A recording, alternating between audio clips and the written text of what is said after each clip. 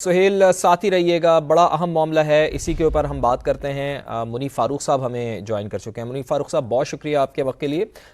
Commission بھی بن گیا ہے، ٹی او آرز بھی اس کے طے ہو گئے ہیں، لیکن وکلا کی جانب سے یہ مطالبہ کیا جاتا رہا کہ چیف جسٹس آف پاکستان اس کا از خود نوٹس لیں۔ اب اس کا از خود نوٹس لے لیا گیا ہے، کتنی اہمیت کا حامل ہے یہ؟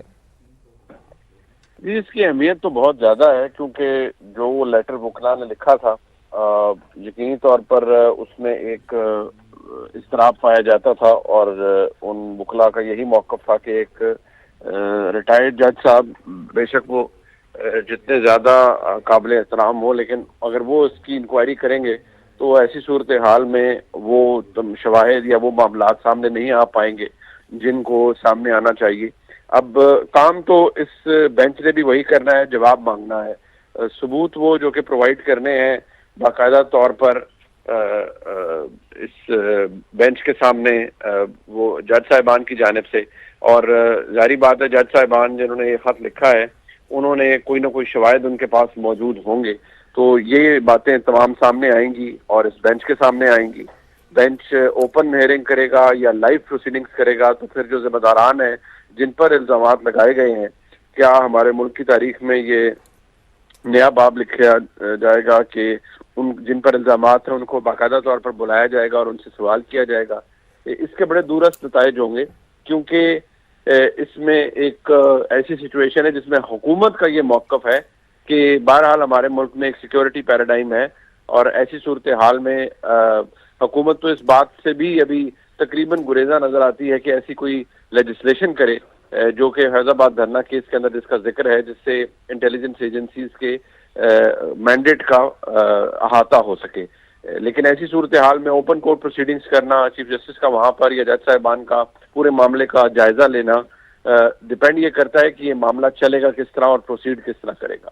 لیکن اگر اس بینچ کے بننے کے بعد بھی جو نتائج وکلا چاہتے ہیں یا چند بار ایسوسیشن چاہتی ہیں وہ نہ سامنے آئے تو پھر یقینی طور پر یہ سلسلہ اپنی جگہ شروع ہو جائے گا۔ یاد رہے کہ already Pakistan Tehreek Insaf chief justice صاحب کی اور اسلام آباد ہائی کورٹ کے چیف جسٹس کے استعفوں کا مطالبہ کر چکے ہیں، تو ایسی صورتحال میں ایک ٹربولنٹ ٹائم ہے ہمارے ملک کے اندر، اور جو باتیں جو تمام تر چیزیں الیج کی گئی ہیں معزز جج صاحبان کی جانب سے، چھ جج صاحبان کی جانب سے، ان کا احاطہ تو اب سپریم کورٹ کے اندر ہونا ہے، اور شاید کچھ تلخ سوالات بھی ہوں گے اور شاید کچھ تلخ جوابات بھی سامنے آئیں۔ صحیح، بالکل ساتھ ہی رہیے گا منیف فاروق صاحب۔ جسٹس ریٹائرڈ شائق عثمانی صاحب بھی ہمیں جوائن کر چکے ہیں۔ جج صاحب بہت شکریہ آپ کے وقت کے لیے۔ 6 ججز کے خط پر چیف جسٹس آف پاکستان نے اس کا نوٹس لے لیا ہے، اب از خود نوٹس کے اوپر بدھ کے روز سماعت ہوگی۔ کتنا اہم معاملہ ہے یہ جج صاحب آپ کی نظر میں؟ دیکھیے، اس میں ایک تو چیز یہ ہے کہ چونکہ ایک جوڈیشل کمیشن آلریڈی اپوائنٹ ہو گیا ہے، تو اگر نوٹس لے لی ہے تو 2 کارروائیاں تو ساتھ ساتھ نہیں چل سکتی۔ ایک تو پہلی بات یہ ہے، اب اس میں یا تو گورنمنٹ کو پیچھے ہٹنا پڑے گا اور کہنا پڑے گا کہ ٹھیک ہے ہم اپنا اس کو وڈرا کرتے ہیں، اپنی جو نوٹیفیکیشن ہم نے ڈاکٹر صدر جیلانی صاحب کے لیے بنائی تھی اس صورت میں تو ٹھیک ہے۔ اگر وہ نہیں وڈرا کرتے تو دونوں کاروائیاں اگر ساتھ ساتھ ہوں گے تو اس میں کافی کنفیوژن اور کیوس ہوگا۔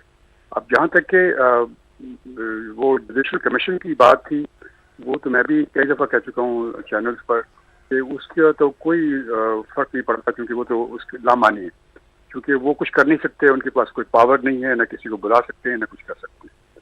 تو وہ تو صرف ایک نوٹ کر کے جو بھی ان کے سامنے آئے گا وہ لکھ کر کے دے دیں گے اور حمید الرحمان کمیشن طرح کی رپورٹ بن جائے۔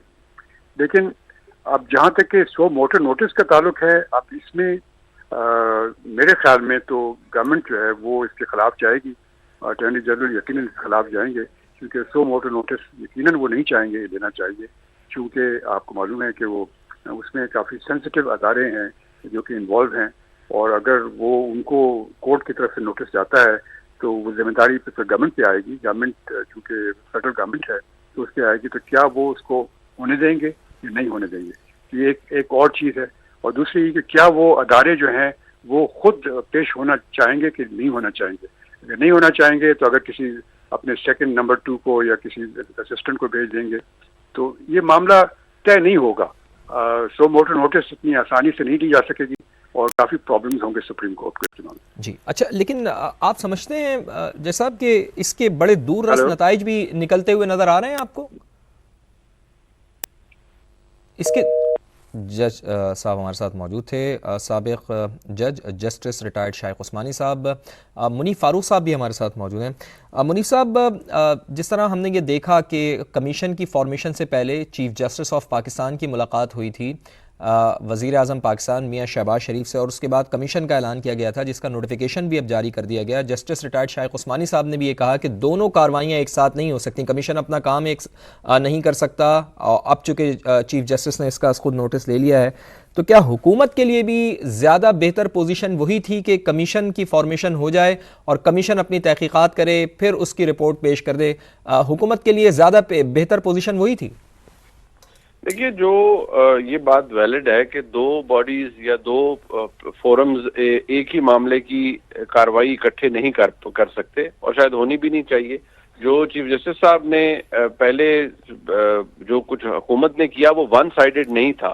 یاد رہے کہ وہ چیف جسٹس صاحب سے گفتگو کرنے کے بعد فل کورٹ اجلاس کے بعد حکومت نے یہ کام یک طرفہ طور پر نہیں کیا، بلکہ چیف جسٹس صاحب کی مرضی اور منشا کے ساتھ یہ انکوائری کمیشن بنایا. اب اس انکوائری کمیشن نے بھی کام شروع کرنا ہے. چیف جسٹس صاحب نے از خود نوٹس لے لیا ہے.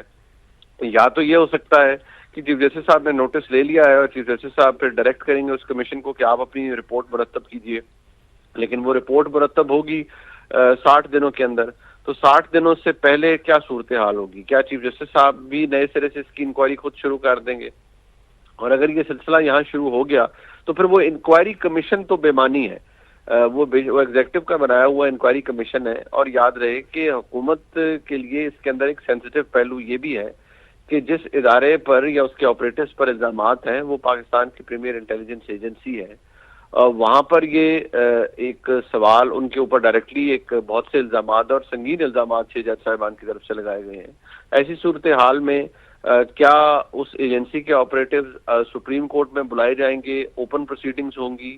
کیا حکومت کے لیے یہ بہتر تھا یا حکومت کے لیے وہ ایک رکنی کمیشن، یقینی طور پر وہ جو ایک رکنی کمیشن تھا اس کے اندر سماعت ہونی تھی یا اس کے اندر رپورٹ سبمٹ ہونی تھی؟ وہ صورتحال حکومت کے لیے شاید ذرا کم سینسٹیو تھی.